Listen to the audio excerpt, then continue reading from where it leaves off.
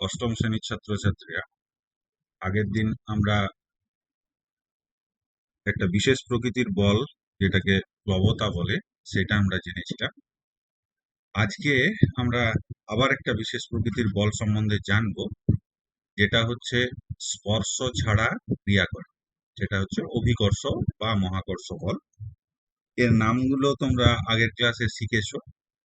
স্পর্শ ছাড়া ক্রিয়া করে মানে যে বস্তুর উপরে এই বলটা ক্রিয়া করে সেই বস্তুটাকে স্পর্শ না করলেও এই বলটা ক্রিয়া করে, তাই এদেরকে স্পর্শহীন বল বলে বা স্পর্শ ছাড়া ক্রিয়াশীল বল বলে। আজকে আমরা সেটা নিয়ে আলোচনা করব। এখন তোমরা, এটা আমরা বেশ কিছু জিনিস দেখি, যে ধরো উপর থেকে যদি কোনো বস্তুকে ছেড়ে দেওয়া যায়, তাহলে সেই বস্তুটা পৃথিবীর দিকে ছুটে আসে।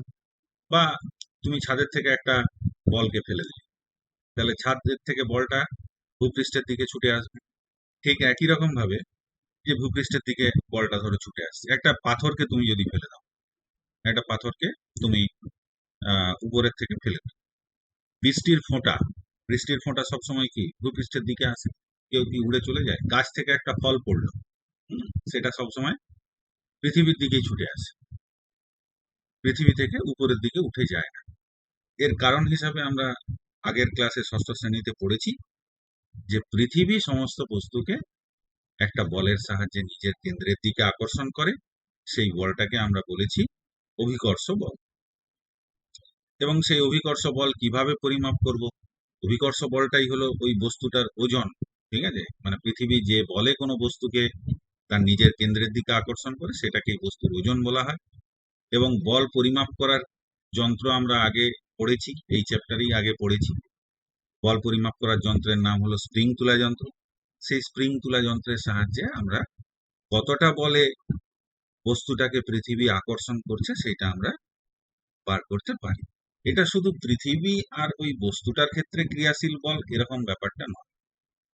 এটা বিজ্ঞানী নিউটন এটা দেখিয়েছিলেন যে মহাবিশ্বের যে কোনো দুটো বস্তু কণা যদি রাখা যায়, তাহলে সেই দুটো বস্তু কণার মধ্যে এই একটা বল ক্রিয়াশীল থাকে, যে বলটাকে উনি বলেছিলেন মহাকর্ষ বল। তাহলে এখানে পৃথিবী আর ওই বস্তুটা হচ্ছে দুটো বস্তু কণা হিসাবে আমরা ধরতে পারি। ধরো এরকম দুটো বস্তু কণা আছে, হ্যাঁ, এইটার একটা ভর আছে, এর ভর ধরে নাও m1, এর ভর হচ্ছে m2। এদের মধ্যবর্তী দূরত্ব ধরে নাও যে এদের মধ্যবর্তী দূরত্ব হচ্ছে d। তাহলে এই যে দুটো বস্তু কণা মহাবিশ্বের যে কোনো জায়গাতেই থাকুক না কেন, হ্যাঁ, এরা কিন্তু পরস্পর পরস্পরকে একটা বলে আকর্ষণ করে। ঠিক এখানের ক্ষেত্রেও, এখানে পৃথিবীকে তুমি একটা বস্তু ধরতে পারো, বস্তু কণা ধরতে পারো। একটু পরে বলছি যে পৃথিবীকে কিভাবে বস্তু কণা ধরা যায়। পৃথিবী এখানে ভূপৃষ্ঠ আছে, পৃথিবীকে তুমি একটা বস্তু কণা ধরো, আর এই বলটাকে একটা বস্তু কণা, এদের মধ্যে একটা বল ক্রিয়াশীল হচ্ছে। এবং এই যে বলটা ক্রিয়াশীল হচ্ছে, এই বলটাকে আমরা বলি হচ্ছে, পৃথিবীর ক্ষেত্রে এই বলটাকে আমরা বলি আহ অভিকর্ষ বল। আর যে কোনো মানে যে কোনো বস্তু কণার ক্ষেত্রে এই বলটাকে আমরা বলি হচ্ছে মহাকর্ষ বল। মানে পৃথিবী যখন কোনো একটা বস্তুকে আকর্ষণ করে, সেটা সেই মহাকর্ষ বলটাকে আমরা একটা বিশেষ নাম দিয়েছি, সেটা হলো অভিকর্ষ বল। ঠিক আছে, তার মানে অভিকর্ষ বল হলো এক প্রকারের মহাকর্ষ বল। বিজ্ঞানী নিউটন এই যে বল, এই বলের পরিমাপ কত হবে সে বিষয়ে একটা সূত্র দিয়েছিলেন। ধরো m1 আর m2 দুটো বস্তু কণা, m1 m2 কে আকর্ষণ করছে এই এই সরলরেখা বরাবর একটা বল দিয়ে। আবার ঠিক একইভাবে একই বল দিয়ে m2 m1 কে আকর্ষণ করছে, একই বল দিয়ে, মানে পরস্পর পরস্পরকে আকর্ষণ করছে। এই বলটার মান কত হবে সে বিষয়ে নিউটন একটা সূত্র দিয়েছিলেন, বিজ্ঞানী নিউটন। সেইটাকেই নিউটনের সূত্র বলি। বিজ্ঞানী Isaac Newton, sir Isaac Newton একটা সূত্র দিয়েছিল, সেটাই হলো নিউটনের সূত্র। এখানে নিউটনের মহাকর্ষ সূত্র, সেখানে বলা হয়েছিল এই যে বল, এই বলটা নাকি হবে ইজিক্যালস টু এফ সমান G m1 m2 divided by T square. যেখানে m1 হচ্ছে এই বস্তুটার ভর, m2 হচ্ছে আরেকটা বস্তুর ভর, আর ডিটা হচ্ছে এদের মধ্যবর্তী দূরত্ব। আর জিটাকে কি বলে? জিটাকে বলে হচ্ছে মহাকর্ষীয় ধ্রুবক। এটা মহাকর্ষ সূত্র, তাহলে এটা হলো মহাকর্ষীয় ধ্রুবক। হ্যাঁ, এর মান এর মান কিন্তু কোনো মাধ্যমের উপর নির্ভর করে না, এর মান সমস্ত জায়গাতে, গোটা মহাবিশ্বের সমস্ত জায়গাতে স্থির। তাই এই ধ্রুবকটাকে সার্বজনীন মহাকর্ষীয় ধ্রুবকও বলা হয়। ঠিক আছে, তাহলে এটাকে কি বলা হয়? সার্বজনীন ধ্রুবক। মানে যেহেতু এর মানের কোনো পরিবর্তন হয় না, তাই একে সার্বজনীন মহাকর্ষীয় ধ্রুবক বলা হয়ে থাকে। হুম, মহাকর্ষীয় ধ্রুবক। তাহলে এখন এই জি এর একক কি হবে সেটা নিয়ে একটু আলোচনা করি, এসো। তাহলে দেখো, এইখানে আমরা যে ইয়েটা পেলাম, সূত্রটা পেলাম, এই সূত্র থেকে আমরা জি এর জি কিভাবে বার করব, দেখো এই কোনাকুনি গুণ করে দাও। তোমরা সমাধান করেছো, তাহলে F D square is equals two কি হবে? জি m1 m2, এটা হবে কোনাকুনি গুণ করে দিলে। সমাধানে আমরা এরকম করে থাকি। বা এখানে যদি আমি জি এর মান বার করতে যাই, তাহলে জি ইজ ইকালস টু কি হবে না, F D square divided by m1 m2। তাহলে জি এর একক কি হবে? এফটা কি? বল। ডিটা কি? দূরত্ব।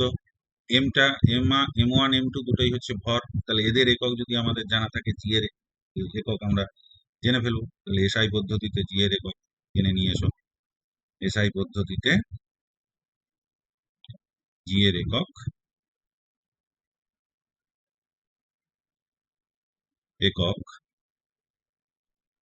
কি হবে? তাহলে প্রথমে উপরে হচ্ছে বলের একক। বলের এসআই পদ্ধতিতে একক আমাদের জানা আছে, কি হয়? নিউটন।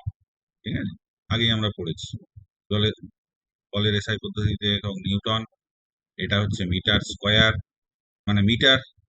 ইয়ের একক কি বলে, দৈর্ঘ্যের একক এসআই পদ্ধতিতে হচ্ছে মিটার, তাহলে তার স্কোয়ার করব, তার মানে মিটার স্কোয়ার ডিভাইডেড বাই, এখানে কি আছে না, এখানে আছে এই একটা ভর, এই একটা ভর, তার মানে ভরের একক এসআই পদ্ধতিতে কেজি, তাহলে এটার জন্য একটা কেজি ইন্টু কেজি, তার মানে কেজি স্কোয়ার হবে এটা।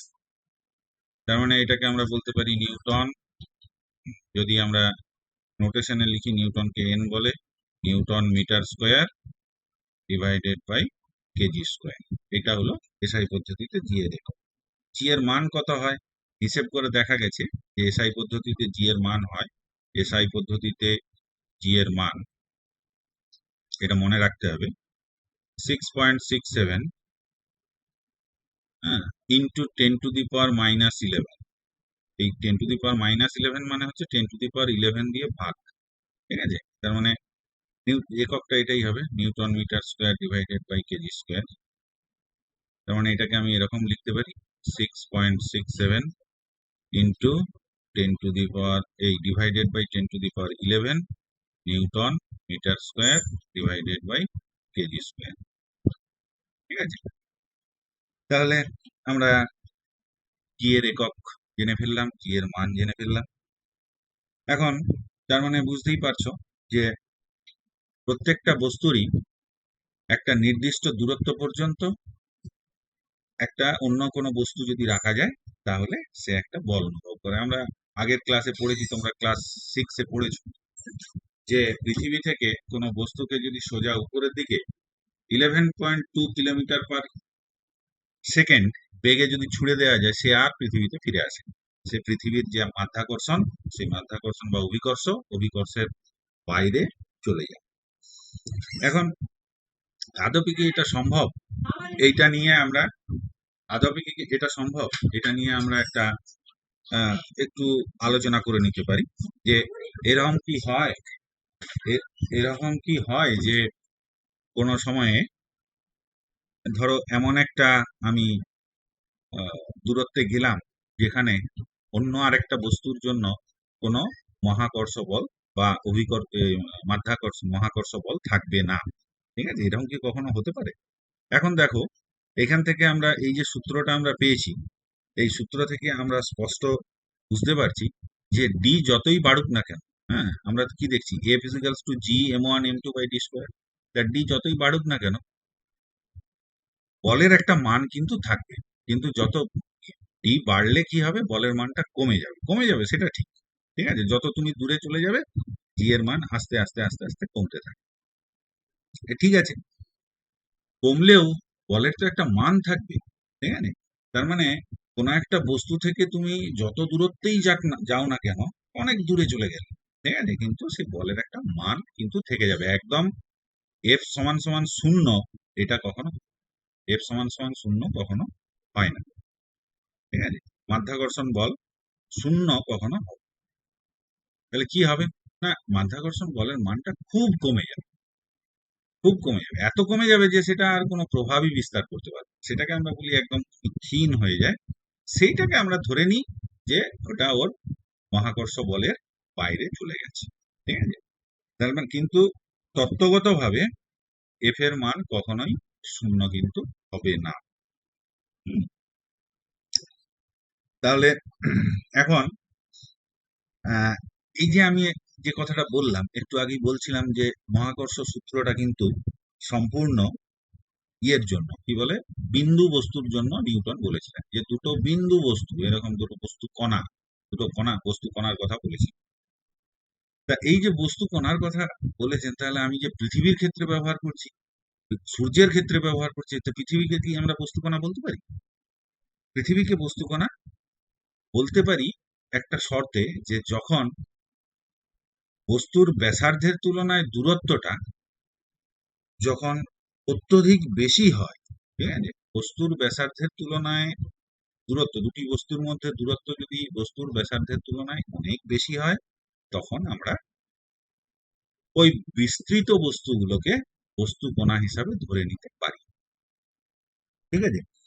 তাহলে দুটি বস্তু যতই বড় হোক না কেন, তাদের মধ্যবর্তী দূরত্ব যদি তাদের ব্যাসার্ধের তুলনায় অনেক বেশি হয়, তখন আমরা বস্তু দুটিকে বিন্দু বস্তু ধরে নিই। এবং তাদের বিন্দু বস্তু ধরে নিলে কি হবে, না তাহলে ওই ভরটা কোথায় আছে সেটা আমরা কোথায় ধরবো?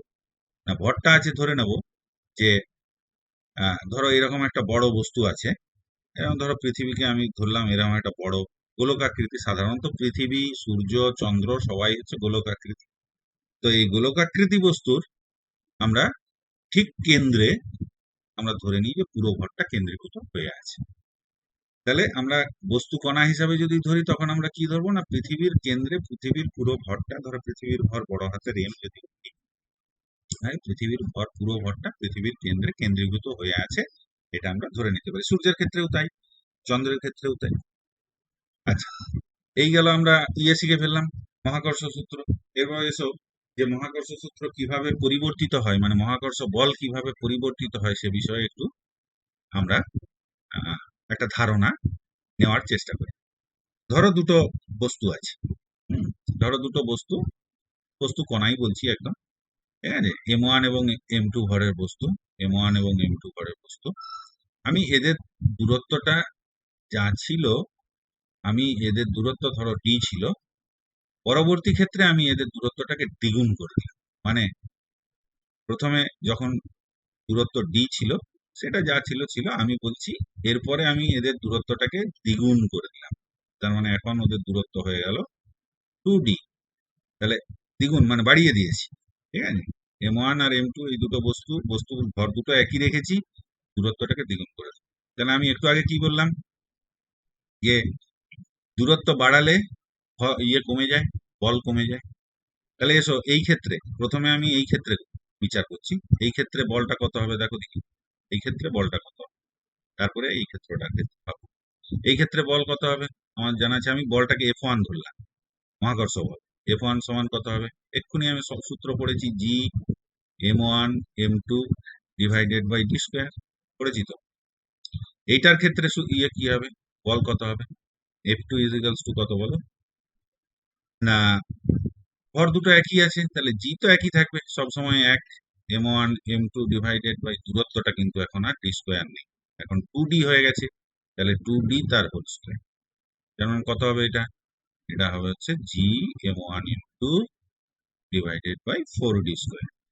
এবার এদের দুজনের আমরা তুলনা করব যে কতটা কমলো কতটা কমলো না। এসো তাহলে ভাগ করে নিই, হ্যাঁ। আমি ধরো এরকম করে নিচ্ছি, F1 বাই F2 বা F2 বাই F1 করি, ঠিক আছে। তাহলে দেখো কি হবে, F2 এর মানটা আগে লিখি, জি M1 M2 divided by 4d square, এটা ভাগ F1 এর মান। F1 এর মান কত? G m1 m2 divided by D square. তাহলে এসো এবার এই ভাগটাকে গুণ করে নিতে হয়, তোমরা জানো কিভাবে ভগ্নাংশের ভাগ করতে হয়। G m1 m2 divided by 4d square into D square divided by G m1 m2, ঠিক আছে? তাহলে এই জি m1 m2 জি m1 m2 কেটে গেল, ডি স্কোয়ার কেটে গেল, তাহলে কি পড়ে থাকবে? 1/4। তার মানে আমরা পেলাম হচ্ছে যে f2 বাই f1 ইজিক্যালস টু হয়ে গেল 1/4। তার মানে f2 সমান কত হবে বলো? এগুলো সমাধান করেছো তোমরা, এই f1টাকে দিয়ে গুণ করে দাও, তাহলে f1/4 হয়ে গেল। তাহলে f2 ইজিক্যালস টু f1/4। তার মানে f1, দেখো f2 f1 এর 4/1 ভাগ, তাহলে কি হলো? দ্বিতীয় ক্ষেত্রে আমরা বলটা তো f2 ধরেছিলাম, তাহলে বল কমে গেল। এইভাবে বার করতে হয় যে দূরত্ব দ্বিগুণ করে দিলে। কোথাও বলবে দূরত্ব অর্ধেক করে দাও, তাহলে কি হয়? কোথাও বলবে যে আমি কোনো একটা মাসকে, কোনো একটা ভরকে আমি ইয়ে 3 গুণ করে দিলাম, কোনো একটা ভরকে 3 গুণ করে দিলে কি হবে? তাহলে এসো, দূরত্ব একই থাকলো, যে দূরত্ব একই রেখে কোনো একটা ভরকে আমি 3 গুণ করে দিলাম। তাহলে দূরত্ব আছে এখন ডি, ডি আগের যা দূরত্ব ছিল সেটাই থাকলো। যে কোনো একটা ভর, ধরো আমি m1 কে 3 গুণ করে দিলাম, 3m1 হয়ে গেল, আর এটা m2 যেমন আছে থাকলো। তাহলে যখন এমনি ছিল তখন এইটা তো ছিলই, মানে যখন এমনি m1 m2 ভর ছিল এবং ডি দূরত্ব ছিল তখন এটা ছিল। এসো এইখানে আমরা যে বলটা কত বল কাজ করে সেটা আমরা দেখে নিই। এই ক্ষেত্রে দেখো f3 ইজিক্যালস টু কত হবে? f3 ইজিক্যালস টু, আমি এটার নাম f3 দিচ্ছি আর কি, তুমি যা খুশি দিতে পারো। তাহলে জি ইন্টু 3m1 ইন্টু m2, এই যে একটা ভর হচ্ছে 3m1 সেই জন্য 3m1 লিখেছি, আর একটা ভর m2, তো ভরের গুণফল m1 m2, m1 এর জায়গায় 3m1 লিখেছি এই ক্ষেত্রে, বাই ডি স্কোয়ার, এটা হলো। তাহলে এখানেও তুমি ওই করো, এটা তাহলে আলটিমেট কি দাঁড়াবে? 3g m1 m2 divided by D square. এবারে তুমি f3/f1 করে নাও, f3/f1 করলে কত হবে? f3 হচ্ছে জি, এই 3g m1 m2 divided by D square into D square, আমি একদম গুণ করেই লিখছি আর কি এটাকে, D square divided by G m1 m2। তাহলে এই জি m1 m2 জি m1 m2 কেটে গেল, ডি স্কোয়ার কেটে গেল, তাহলে কি পড়ে থাকলো না 3। তার মানে আমি বলতে পারি f3 ইজিক্যালস টু হচ্ছে 3f1। তাহলে এখানে দেখো ভর বেড়ে গেলে ইয়েটা তোমার বলটা বেড়ে যাচ্ছে। আগে বল ছিল কত? f1, এখন f3 কত হয়েছে? f3 হয়েছে 3f1, মানে আগের যা বল ছিল তার 3 গুণ হয়ে গেছে, তার মানে বল বেড়ে যাচ্ছে। এবার একসঙ্গে দুটোই হতে পারে, বললো তোমার ভরটাকে দ্বিগুণ করে, ভরটাকে 3 গুণ করলাম আর দূরত্বটাকে দ্বিগুণ করলাম, তাহলে বলের কি পরিবর্তন, সেটাও আমরা বার করে নিতে পারবো। হ্যাঁ, সেটাও আমরা বার করে নিতে পারবো যে দূরত্ব দ্বিগুণ করেছি আবার ভরটাকেও 3 গুণ করেছি, দেখা যাক কত হয়। হ্যাঁ, তাহলে দূরত্ব দ্বিগুণ, এখন দূরত্ব তাহলে 2d, আমি এটা আবার নতুন করে করছি এখানে, ঠিক আছে? তার মানে ভরটাকেও 3 গুণ করা হয়েছে, তার মানে 3m1, এটা হচ্ছে m2, দূরত্বকে কি বলেছি? দ্বিগুণ করা হয়েছে, তার মানে 2d করে দেওয়া হয়েছে। তাহলে এখানে f4 বললাম এটাকে, f4 কত হবে করে নাও, G 3m1 into m2 divided by 2d তার হোল স্কোয়ার। তার মানে কত হবে? এটা 4 হয়ে যাবে, 4d স্কোয়ার। তার মানে আলটিমেট বেরোবে 3g m1 m2, 3টাকে বাইরে বার করলাম, বাইরে মানে একদম সামনে লিখলাম, আর এই 2d-টার জায়গায় 4d স্কোয়ার হয়ে গেল। এবারে আবার ভাগ করে দেখে নাও কত হলো। তাহলে f4 ডিভাইডেড বাই f1, সেটা কত হবে? ওই রকম করে করো, 3g m1 m2 divided by 4d square into, আবার এই যে এটাকে উল্টে একদম ইন্টু মানে উল্টে লিখছি, তাহলে ডি স্কোয়ার ডিভাইড f1 কে উল্টে লিখছি, g m1 m2, তাহলে কি হবে? এই g m1 m2 কেটে গেল, ডি স্কোয়ার কেটে গেল, তার মানে 3/4। তাহলে 3/4, তাহলে এখন ইয়ে ইজিক্যালস টু কত হবে? তাহলে এখন তোমার এটা আলাদা, সেই জন্য আলাদা করে দিলাম, সেপারেট করে দিলাম। হ্যাঁ, তাহলে এখান থেকে আমরা বলতে পারি যে F4 ইজিক্যালস টু হলো 3/4 ইন্টু F1। তার মানে আমরা বলতে পারি যে বর্তমানে যে মহাকর্ষ বল সেটা আগের মহাকর্ষ বলের 3/4 গুণ হচ্ছে। এইভাবে আমরা যে কোনো গাণিতিক সমস্যার সমাধান করতে পারি। এরপরে আমাদের একটা প্রশ্ন মাথায় আসতেই পারে যে দুটো বস্তুকে তো, আমাদের পৃথিবীর উপরেও দুটো বস্তু আছে। ধরো আমি আর আমার সামনে আরেকটা বস্তু আছে, বা তুমি তোমার সামনে আরেকটা বস্তু আছে। তো তারাও পরস্পর পরস্পরকে আকর্ষণ করছে। হ্যাঁ, তা আকর্ষণ হলে আমরা কি জানি? পরস্পর পরস্পর আকর্ষণ হলে যেমন একটা চুম্বক আর লোহার খণ্ডকে যদি তুমি কাছাকাছি নিয়ে যাও, আকর্ষিত হলে কি হবে? লোহারটা ছুটে গিয়ে চুম্বকের সঙ্গে ধাক্কা লেগে যায়। তাহলে কই আমার সামনে যে বস্তুগুলো আছে সবাই তো আমার গায়ে এসে চিটে যাওয়ার কথা, ঠিক আছে? বা তোমার সামনে যে বস্তুগুলো আছে সেগুলো তো তোমার গায়ে এসে তো কেউ চিটে যাচ্ছে না। কেন চিটে যাচ্ছে বা ঠোকাঠুকি কেন লাগছে, ঠিক আছে? তাহলে সেইটা বুঝতে গেলে আমি একটা সহজ উদাহরণ দিয়ে এটা বোঝানোর চেষ্টা করছি। ধরে নাও যে পৃথিবীর পৃষ্ঠে, আমরা তো সবাই পৃথিবীর পৃষ্ঠে আছি, এটা পৃথিবী, ঠিক আছে? পৃথিবীর পৃষ্ঠে এইখানে আমি ধরে নিচ্ছি যে দুটো 1 কেজির বস্তু, ঠিক আছে? এখানে একটা 1 কেজি বস্তু আছে, এইখানে একটা 1 কেজি বস্তু আছে। দুটো 1 কেজি বস্তু, এদের মধ্যবর্তী দূরত্বটা 1 মিটার, 1 মিটার দূরত্বে রাখা আছে। তাহলে এদের মধ্যে আকর্ষণ বলের মান কত হবে? তাহলে এসো সেটা জেনে নিই আগে। এদের মধ্যে যে মহাকর্ষজনিত আকর্ষণ বল, সেই বলটা ধরে নিলাম F1। তাহলে বস্তুদ্বয়ের মধ্যে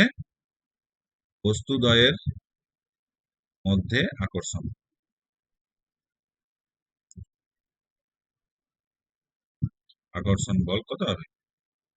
না, এটা হচ্ছে, ধরে নাও F1 সমান কত হবে বলো? জি, ঠিক আছে? তাহলে জি এর মান এখানে কত?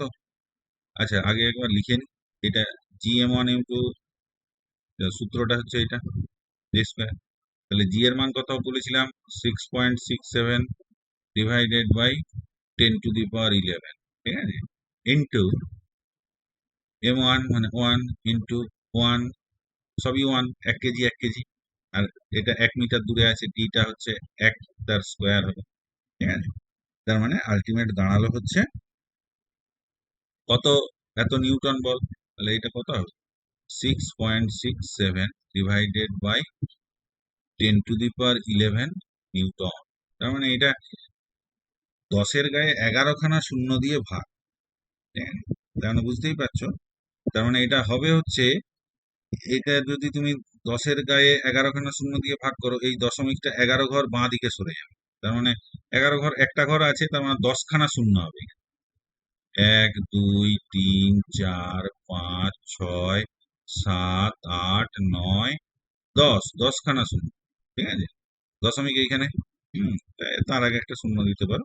আর 667 নিউটন। তোমরা বুঝতে পারছো এটা কত ছোট? হ্যাঁ, কত ছোট এটা, ঠিক আছে? মানে কত হাজার কোটি হবে এটা? মোটামুটি তোমার এটা হবে 10,000 কোটি। তার মানে এই 6.67-এর 10,000 কোটি ভাগের 1 ভাগ। হ্যাঁ, তার মানে বুঝতেই পারছো কত ছোট। আচ্ছা, এবার দেখো এই বস্তুগুলোকে পৃথিবী কত বলে আকর্ষণ করছে? পৃথিবী তো আকর্ষণ করছে নিজের কেন্দ্রের দিকে, এইদিকে। তাহলে বস্তু এবং পৃথিবীর মধ্যে আকর্ষণ, বস্তু ও পৃথিবীর মধ্যে আকর্ষণ, পৃথিবীর ভর দিয়ে আহ, সেটা করতে হবে। পৃথিবীর মধ্যে আকর্ষণ বল কত হবে? সেটাকে F2 বললাম। F2 সমান সমান হবে হচ্ছে তোমার জি, জি ইন্টু বস্তুর একটা ভর। তো পৃথিবীর ভর মোটামুটি হবে, আমাদেরকে ধরে নিতে হবে ওই 5.96 ইন্টু 10⁻24 কেজি। বুঝতেই পারছো, মানে আমি ধরে নেবো যে এইখানে 5.96 ইন্টু 10⁻4, এই 24, 10⁻24 কেজি। হ্যাঁ, মানে এর গায়ে 24খানা, মানে 10-এর গায়ে 24খানা শূন্য দিয়ে গুণ করতে হবে। হুম, তবে এটা হবে। তাহলে এই যদি আমরা এগুলো বসালে মানে জি, পৃথিবীর ভরকে আমি বড় হাতের এম ধরলাম, তাহলে জি বড় হাতের এম আর ছোট হাতের m1 ডিভাইডেড বাই ডি মানে হচ্ছে এই যে ব্যাসার্ধ। ব্যাসার্ধ মানে হচ্ছে এটা মিটারে করলে 6.3, এটা কিলোমিটারে আছে 6370, তাকে 10⁻³ দিয়ে গুণ করতে হবে। আমি এখন এটাকে বড় হাতের আর ধরে নিলাম, হ্যাঁ, এটাকে আর স্কোয়ার। এবার ভ্যালুগুলো বসাই, তাহলে 6.67 ডিভাইডেড বাই 10⁻11 ইন্টু আমাদের পৃথিবীর ভর 5.96 ইন্টু 10⁻24, হ্যাঁ, ইন্টু আমার এমনি বস্তুটার ভর 1 কেজি, তাহলে 1 লিখলাম। আর এটা আটটাকে আমি এটাকে কিলোমিটারটাকে মিটার করে দিলে আরো 1000 দিয়ে গুণ করতে হবে, তার মানে 6370 ইন্টু 10⁻³ তার হোল স্কোয়ার। এইটা করলে যেটা দাঁড়ায় মোটামুটি ভাবে, হ্যাঁ, এটা করলে হবে হচ্ছে 9.79, মোটামুটি 9.8ও ধরতে পারো, 9.8 নিউটন। এটা আমরা আগেও পড়েছিলাম যে 1 কেজি ভরের একটা বস্তুকে পৃথিবী 9.8 নিউটন বলে আকর্ষণ। এখানে এটা আগেও পড়েছিলাম। তাহলে দেখো যে এই যে 9.8 নিউটন আর এই যে বস্তুদ্বয়ের মধ্যে যে আকর্ষণ বল, এটা এই দুটোকে তুলনা যদি করি, 9.8 নিউটন অনেক বড় এই দুটোর চেয়ে, ঠিক আছে? তার মানে আমি বলতে পারি যে F2 is much much greater than, হ্যাঁ, মানে অনেক বেশি, সেই জন্য 3খানা গ্রেটার দেন দিলাম, ঠিক আছে, F1। যার ফলে এই যে পৃথিবীর যে আকর্ষণ বল অত্যধিক বেশি হওয়াতে এই আকর্ষণ বলটা খুব একটা কার্যকরী হয় না, ওটা আহ, মানে তুচ্ছ, আমি উপেক্ষা করতে পারি, ঠিক আছে? সেই কারণে বস্তুগুলো পরস্পরের মধ্যে ঠোকাঠুকি লাগে। আচ্ছা, তাহলে বুঝতে পারলে কেন বস্তুগুলোর পরস্পরের পৃষ্ঠে যে বস্তুগুলো আছে সেগুলো কেন পরস্পরের মধ্যে ঠোকাঠুকি লাগে, ঠিক আছে? এই যে বস্তুগুলোর মধ্যে যে আকর্ষণ বল সেটা একদমই নগণ্য, ঠিক আছে, এই পৃথিবীর আকর্ষণ বলের কাছে। তো স্বাভাবিকভাবেই সেটা আর কার্যকরী হয় না। আচ্ছা, এরপরে আমরা এই নিউটনের সূত্র প্রয়োগ করে আমরা দেখো বস্তুর ওজন কিভাবে বার করি আমরা সেটা দেখব। তাহলে নিউটনের সূত্র প্রয়োগ করে আমরা কি পেলাম? ধরো 1 কেজির একটা বস্তুকে পৃথিবীর যে আকর্ষণ, পৃথিবীর ভর যদি আমি এমই ধরে রাখি, ঠিক আছে, তাহলে ভূপৃষ্ঠে বা পৃথিবী পৃষ্ঠে পৃষ্ঠে অবস্থিত একটি একক ভরের, ভূপৃষ্ঠে অবস্থিত একটি একক ভরের বস্তুর, একক ভরের একটি বস্তুর উপর, ভরের একটি বস্তুর উপর, একটি একক ভরের বস্তুর উপর অভিকর্ষ বল কত হবে? অভিকর্ষ মানে পৃথিবীর জন্য আর অভিকর্ষ বল কত হবে? এসো সেটা ক্যালকুলেট করে নি, হ্যাঁ, সেটা এফ সমান কত হবে? এফ ইজিক্যালস টু জি, এটা পৃথিবীর সঙ্গে, তাহলে পৃথিবীর মাস, পৃথিবীর ভর, জি এম, একক ভর তার মানে 1 বললাম, জি m1 m2 হয়ে গেল, ডিভাইডেড বাই ডি, এটাকে আমি পৃথিবীর ব্যাসার্ধটাকে বড় হাতের আর ধরেছি, তাহলে আর স্কোয়ার, ঠিক আছে? তার মানে এলো হচ্ছে জিএম বাই আর স্কোয়ার। এটাকে আমি এই একক ভরের উপর পৃথিবীর যে টান সেটাকে আমি জি দিয়ে লিখছি, হ্যাঁ, জি, এটাকে জি লিখছি আর কি। তাহলে G is equals to G M by R square. এটা একটা নতুন জিনিস, এটা আমরা পরে পড়বো, একটু পরেই বুঝতে পারবেন জিটা কি। এবারে ধরো তাহলে এম ভরের বস্তুর উপরে কত টান প্রয়োগ করবে? তাহলে ভূপৃষ্ঠে অবস্থিত এম ভরের কোন বস্তুর উপর, এম ভরের কোন বস্তুর উপর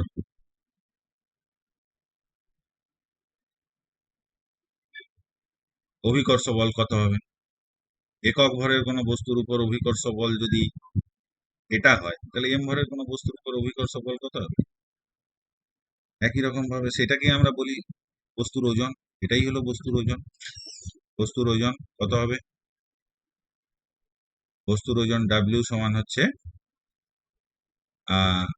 কি বলবো, জি এম, একক ভরের জায়গায় একটা এম বসাবো, ডিভাইডেড আর স্কয়ার।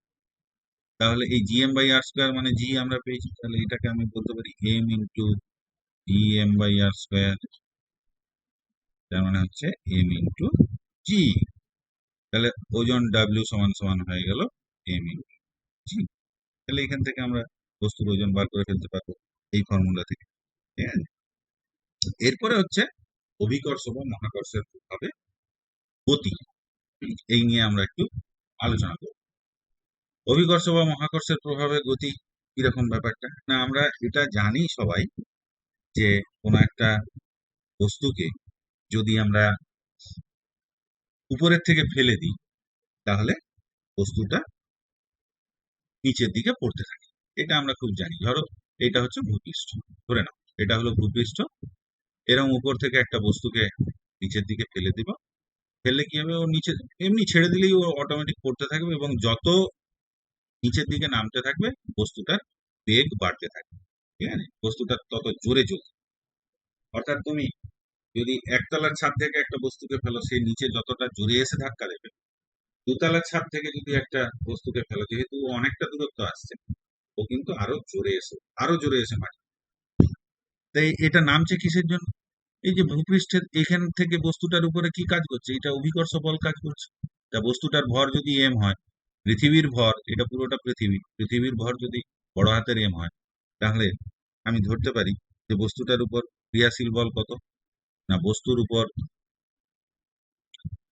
উপর ক্রিয়াশীল বল কত হবে, ক্রিয়াশীল বল এফ সমান কত, G M, capital M divided by মোটামুটি পৃথিবীর ব্যাসার্ধ তো অনেক বেশি, সেখানে এই দূরত্বটা ভূপৃষ্ঠের হয়তো তুমি 10 মিটার দূরে তুলেছো, ঠিক আছে, দুতলার ছাদ মানে হচ্ছে ওই 3 3 6 মিটার 7 মিটার হয়তো হবে, ঠিক আছে। তাহলে এটাকে আমি পৃথিবীর ব্যাসার্ধের সঙ্গে, এই দূরত্বটাকে পৃথিবীর ব্যাসার্ধের সঙ্গে সমানই ধরলাম, ঠিক আছে, এমন কিছু বেশি নয়। তাহলে G M M by R square, এখানে পৃথিবীর ব্যাসার্ধ অনেক বেশি, পৃথিবীর ব্যাসার্ধ একটু আগে আমরা করলাম, সেটা প্রায় 6370 কিলোমিটার। তো 6370 কিলোমিটারের জায়গায় 10 মিটারটা এমন কিছু বেশি নয়, ফলে এই দূরত্বটা আমি পৃথিবী নেগলেক্ট করে দিলাম, এটাকে বাদ দিয়ে দিলাম, আমি পৃথিবীর ব্যাসার্ধটাই এখানে। আবার আমরা সপ্তম শ্রেণীতে পড়েছি, কোনো বস্তুর উপরে বল ক্রিয়া করলে সেই বস্তুর উপরে সবসময় একটা ত্বরণ ক্রিয়া করে।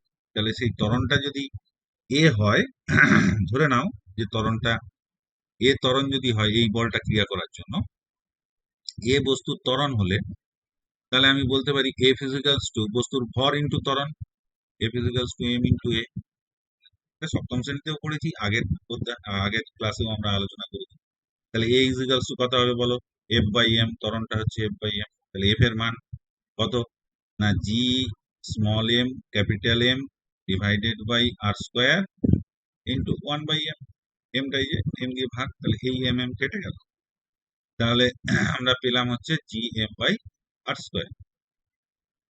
খেয়াল করে দেখো, আমরা একটু আগে এটাকে একটা নাম দিয়েছিলাম, এই যে G M by R square, একটু আগে একে একটা নাম দিয়েছিলাম স্মল জি।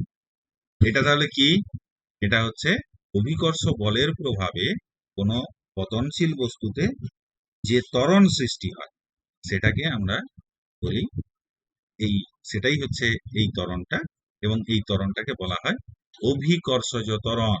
মনে রাখবে, অভিকর্ষ বলের প্রভাবে অভিকর্ষ বলের প্রভাবে কোনো পতনশীল বস্তুতে যে ত্বরণ সৃষ্টি হয় তাকে আমরা বলি হচ্ছে অভিকর্ষজ ত্বরণ, সেটাকে আমরা জি দিয়ে লিখি, জি এর মান হয় হচ্ছে G M by R square. এখানে সবই আমার জানা, জি এর মান জানা, পৃথিবীর ভর জানা, আর এর মান জানা, তার মানে এই মানগুলোকে বসালে এটার একটা মোটামুটি মান পাওয়া যায় 9.8 মিটার পার সেকেন্ড স্কোয়ার। ত্বরণের একক হচ্ছে মিটার পার সেকেন্ড স্কোয়ার, সেই জন্য এর মান হচ্ছে 9.8 মিটার পার সেকেন্ড স্কোয়ার।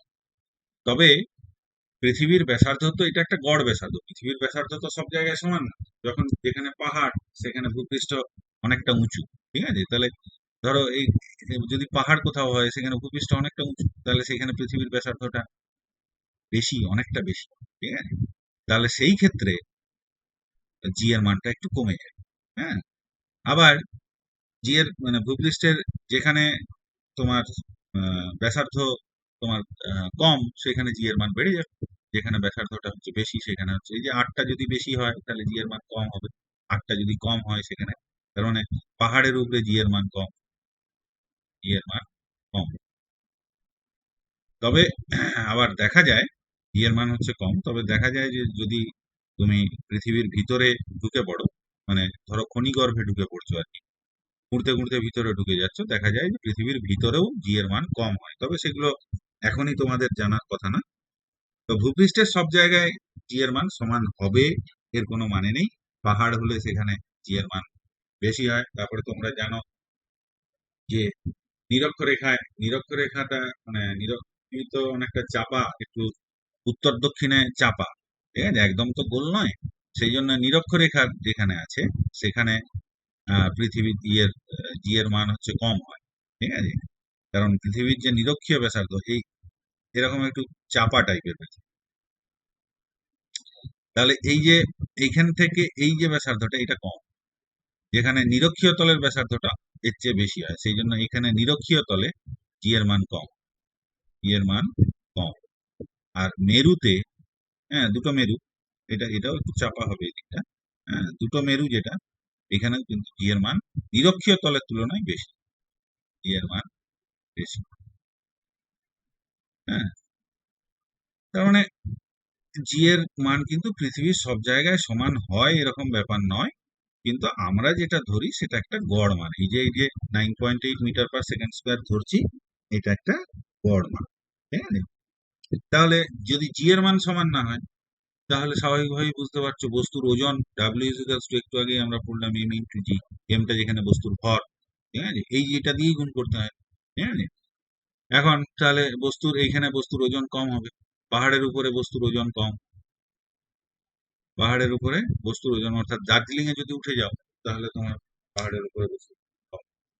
আবার ঠিক নিরক্ষীয় অঞ্চলে বস্তুর ওজন কম হয়, আবার মেরু অঞ্চল যেটা, মেরু অঞ্চলে বস্তুর ওজন বেশি হয়। এইগুলো আমাদেরকে মোটামুটি একটা ধারণা রাখতে হবে। চাঁদে যে অভিকর্ষজ ত্বরণ, চাঁদের অভিকর্ষজ ত্বরণ তোমরা পড়েছো, যে পৃথিবীর অভিকর্ষজ ত্বরণের 6/1 ভাগ, 1/6 অংশ। তাহলে চাঁদে কোনো বস্তুর ওজন কি হবে? পৃথিবীতে যা বস্তুর ওজন তার 6/1 ভাগ।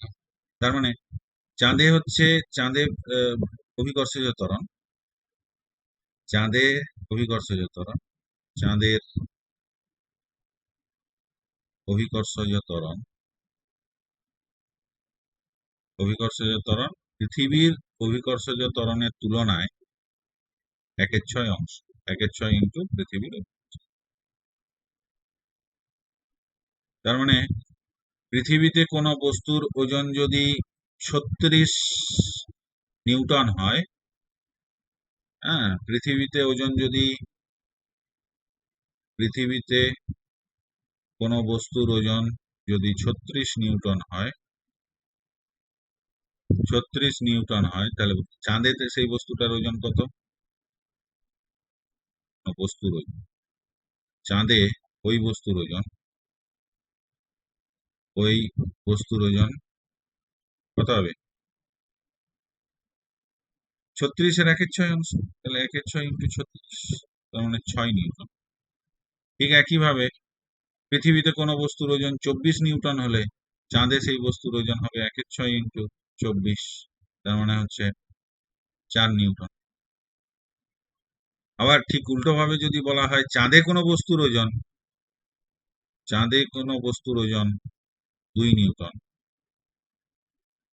বস্তুর ওজন যদি 2 নিউটন হয়, তাহলে পৃথিবীতে সেই বস্তুর ওজন কত হবে? এর 6 গুণ হবে। পৃথিবীতে ওই বস্তুর ওজন কত হবে? 6 গুণ। 2 ইন্টু 6 মানে 12 নিউটন।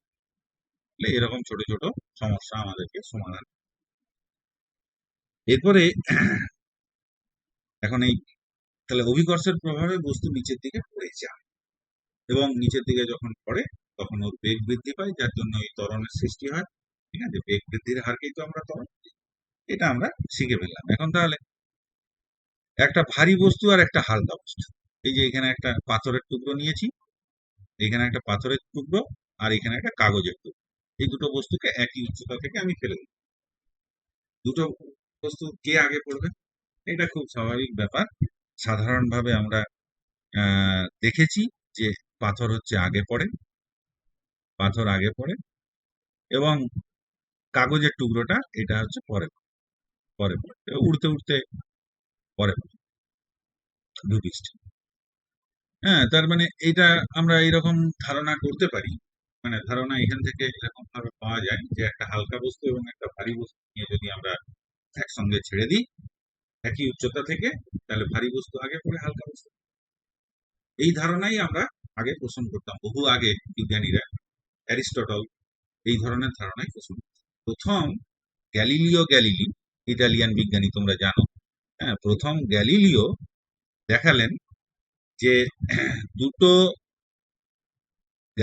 দেখালেন যে দুটো বস্তুকে এরকম পিসার যে হেলানো মিনার আছে, সেই হেলানো মিনারে একটা হালকা বস্তু এবং একটা ভারী বস্তু দুটোই নিয়ে নিলেন। হ্যাঁ, দুটো নিয়ে উনি দেখালেন একই উচ্চতা থেকে উনি ফেলছেন। দেখলেন যে হালকা বস্তু এবং ভারী বস্তু দুজনেই একই সময়ে এসে মাটি স্পর্শ করে। তো উনি প্রথম এটা দেখালেন, এবং পরে পরে আমরা একটা সহজ পরীক্ষার সাহায্যে এটা দেখতে পারি। হ্যাঁ, এখানে আমি একটা কয়েন নিয়েছি, একটা টাকা আর একটা ছোট কাগজের টুকরো। এই দুটোকে যদি আলাদা আলাদা ভাবে ফেলা যায়, তাহলে কিন্তু এরকম কয়েনটা আগে পড়বে আর কাগজের টুকরোটা পরে পড়বে। কেন পড়বে? কারণ বায়ু আছে, কাগজের টুকরোটা যথেষ্ট হালকা, কয়েনটা হচ্ছে ভারী, ফলে বায়ুর বাধাটা কাটাতে পারছে না কাগজের টুকরোটা। সেই বায়ুর বাধার জন্য কাগজের টুকরোটা পরে পড়ছে। কিন্তু যদি বায়ুর বাধাটাকে তুমি কাটিয়ে দিতে পারো, কিভাবে কাটাবে? না, কাগজের টুকরোটার সঙ্গে কয়েনটাকে জাস্ট এই কয়েনটার উপরে জাস্ট কাগজের টুকরোটা রেখে দাও, যাতে বায়ুর বাধাটা সরাসরি কাগজের টুকরোটা এসে না পড়ে। দিয়ে তুমি যদি ছেড়ে দাও, তাহলে দেখবে কাগজের টুকরো এবং কয়েন দুটোই একই সঙ্গে মাটিতে পড়বে। ঠিক আছে? এটা একটা সহজ পরীক্ষা, মানে বায়ুর বাধাটা এখানে প্রযুক্ত হলো না। ওই জন্য আলাদা আলাদা করে যদি তুমি ফেলতে, তাহলে এই আগের ঘটনাই দেখতে, যে কয়েন আগে পড়ে যেত আর কাগজের টুকরোটা পরে পড়তো। কেন পড়তো? তার কারণ হচ্ছে কাগজের টুকরোর উপরে বায়ুর বাধা আছে, কয়েনের উপরেও আছে, কিন্তু কয়েনটা তো ভারী, কয়েনটা ভারী বলে বায়ুর বাধাটা উপেক্ষা করা যায়, কিন্তু কাগজের টুকরোটা হালকা বলে বায়ুর বাধাটাকে উপেক্ষা করা যায় না। সেই কারণে কাগজের টুকরোটা পরে পড়তো। কিন্তু যদি এইভাবে আমি বায়ুর বাধাটাকে কয়েনের উপরে যদি আমি এরকম করে রেখে দিই, কয়েনের উপরে এই যে কাগজের টুকরোটা যেভাবে রাখা আছে, তাতে কি হয়, বায়ুর বাধাটা সরাসরি কাগজের টুকরোর উপরে এসে পড়বে না। এটা চিটিয়ে রাখিনি কিন্তু, এমনি রাখা আছে, দেখবে দুটো একসঙ্গে এসে। তার মানে এখান থেকে আমরা বলতে পারি যে পতনশীল বস্তু কোনো ভারী বা হালকা এর উপরে কোনোভাবেই নির্ভর করে না, যে তোমার কোথায় পড়বে। এইবারে এই পরীক্ষা নিরীক্ষার উপর ভিত্তি করে এই পতনশীল বস্তুর তিনখানা সূত্র দেওয়া হয়। কি সূত্র? না, একই উচ্চতা এবং স্থির অবস্থা থেকে অবাধে পতনশীল বস্তু, এগুলোকে অবাধে পতনশীল বস্তু মানে বাধা থাকা চলবে না। বায়ুর বাধাটা যদি না থাকে তাহলে আরো ভালো হয়। ঠিক আছে? একই উচ্চতা এবং স্থির অবস্থা থেকে অবাধে, অবাধে মানে কোনো বাধা ছাড়া, অবাধে অবাধে পতনশীল বস্তু সমান দ্রুততায় নিচে নামে, অর্থাৎ একই সময়ে সবাই এসে পড়বে। সময় বাড়ার সঙ্গে সঙ্গে পতনশীল বস্তুর বেগও বাড়তে থাকে, এটা তো আমরা জানি। আবার সময় বাড়ার সঙ্গে সঙ্গে পতনশীল বস্তুর অতিক্রান্ত দূরত্ব বাড়তে থাকে। এই তিনটেকে আমরা বলি হচ্ছে পতনশীল বস্তুর সূত্র। ঠিক আছে? এটা পরে নিউটন গ্যালিলিওর যে অবজারভেশন, গ্যালিলিওর যে পর্যবেক্ষণ, তার উপরে ভিত্তি করে দিয়েছিল। এটা গেল শুধু পতনশীল বস্তুর সূত্র। এখন কোনো একটা বস্তুকে যদি আমরা উপরে ছুঁড়ে দিই, তাহলে কি হয়? না, উপরে ছুঁড়ে দিলে কিছুক্ষণ পরে কি হয়? কিছুক্ষণ পরে দেখবে, মানে যত উপরে ছুটবে, যত ও উপরে উঠবে, ওর বেগ আস্তে আস্তে কমতে থাকবে, কারণ ওর অভিকর্ষজ বলটা এইদিকে কাজ করছে। তার জন্য ত্বরণটা ওর বেগের উল্টো দিকে হয়ে গেছে। এখানে অভিকর্ষজ ত্বরণ জি এদিকে কাজ করছে, ওর বেগ যখন উপরে উঠছে তখন উপরের দিকে, উল্টো দিকে হয়ে গেছে। তার মানে বেগটা আস্তে আস্তে কমতে থাকে, কমে একটা জায়গায় গিয়ে ওর বেগ শূন্য হবে, তারপরে ও আবার তোমার হাতে এসে পড়বে। যখন পড়বে তখন ওই পতনশীল বস্তুর সূত্র অনুযায়ী করবে, কিন্তু ওঠার সময় ওর বেগটা আস্তে আস্তে কমতে কমতে একটা সময় একটা উচ্চতায় গিয়ে বেগটা শূন্য হয়ে যায়। ঠিক আছে? এটা গেল হচ্ছে তোমার যখন বস্তুটাকে তুমি উপরের দিকে ছুড়লে সেই অবস্থা। এখন যদি এরকম হয় যে আমি সোজা না ছুঁড়ে, এটা সোজা একদম উপরের দিকে ছুঁড়েছি, সোজা না ছুঁড়ে যদি আমি এরকম বাঁকা ভাবে ছুঁড়ি, তাহলে কি হবে? তাহলে পাথরের গতিটা এইরকম একটা পথ বরাবর যাবে। কেন যাবে? না, পাথরটাকে তুমি তো এইরকম দিকে ছুঁড়েছিলে, পাথরের গতির দিক হচ্ছে এইটা। ঠিক আছে? তুমি বাঁকা ভাবে ছুঁড়েছো, কিন্তু অভিকর্ষ বল সবসময় এই নিচের দিকে কাজ করছে। তাহলে এই যে নিচের দিকে অভিকর্ষ বল কাজ করছে, এই বল কি করছে? না, পাথরের গতির দিকের পরিবর্তন করছে। এইভাবে দিকের পরিবর্তন করতে করতে করতে করতে একটা সময় পাথরটা এসে পৃষ্ঠে এসে পড়ে যাবে। ঠিক আছে? তাহলে এটা হচ্ছে এই অভিকর্ষ বল। অভিকর্ষ বল যেহেতু সবসময় পৃথিবী নিচের দিকে কাজ করে, মানে আহ, পৃষ্ঠের দিকে কাজ করছে, তাহলে এই গতির পরিবর্তন করছে। গতির পরিবর্তন করতে করতে একটা সময় এসে এখানে এসে এটা পড়ে যাবে। এখন দেখো, যদি আমরা এইভাবে ছুঁতে থাকি, তা এবার একটু বড় স্কেলে যদি ভাবি, মানে পৃথিবী পৃষ্ঠ, একটু পৃথিবী, গোটা পৃথিবীটাকে নিয়ে ভাবা যায়, দেখো কি ঘটনা ঘটে। এই যে এখানে দেখেছো যে এখানে আমি ছুঁড়েছি, এই গতিপথ করে এখানে এসে পৌঁছেছি। আরেকটু জোরে, আরেকটু কোণ করে ছুঁড়েছি, এখানে এসে পৌঁছেছি। আরেকটু জোরে ছুঁড়েছি, আরেকটু বেশি কোণ করে, তখন এখানে এসে পৌঁছেছি। তো আরেকটু জোরে যদি ছুঁড়ি তাহলে কি হবে? এরকম করে যদি আমি আস্তে আস্তে বেগ বাড়াতে থাকি, একটা সময় ও আর পৃথিবীতে ফিরে আসবে না, পৃথিবীর চারিদিকে একটা বৃত্তাকার পথে ঘুরতে থাকে। পৃথিবীর চারিদিকে একটা বৃত্তাকার পথে ঘুরতে থাকে, এবং তখনও কিন্তু এর উপরে পৃথিবীর জন্য যে মহাকর্ষ বল বা অভিকর্ষ বল তখনও কাজ করবে, এবং এখানেও তো গতির দিকের পরিবর্তন হচ্ছে। হ্যাঁ, যখন ও এই পথ বরাবর ঘুরছে, তখনও কিন্তু প্রত্যেকটা বিন্দুতেই দিকের পরিবর্তন হচ্ছে। এইভাবেই আমরা উপগ্রহগুলোকে পৃথিবীর চারিদিকে ঘোরার ব্যবস্থা করি। আজকে এইটুকুই থাকলো। হ্যাঁ, আজকে আমরা তাহলে অভিকর্ষ এবং মহাকর্ষ সম্বন্ধে জানলাম, এবং কিভাবে উপগ্রহগুলো পৃথিবীর চারিদিকে ঘোরে, বা আমরা কিভাবে রকেটের সাহায্যে পৃথিবীর বাইরে বেরিয়ে চলে যাই, এগুলো আমরা বুঝতে পারলাম। আজকে এটুকু থাকলো। পরের দিন আমরা আবার আরেক প্রকারের বল নিয়ে আলোচনা করব, যেটাকে বলে হচ্ছে তোমার স্থিরতাড়িতিক বল।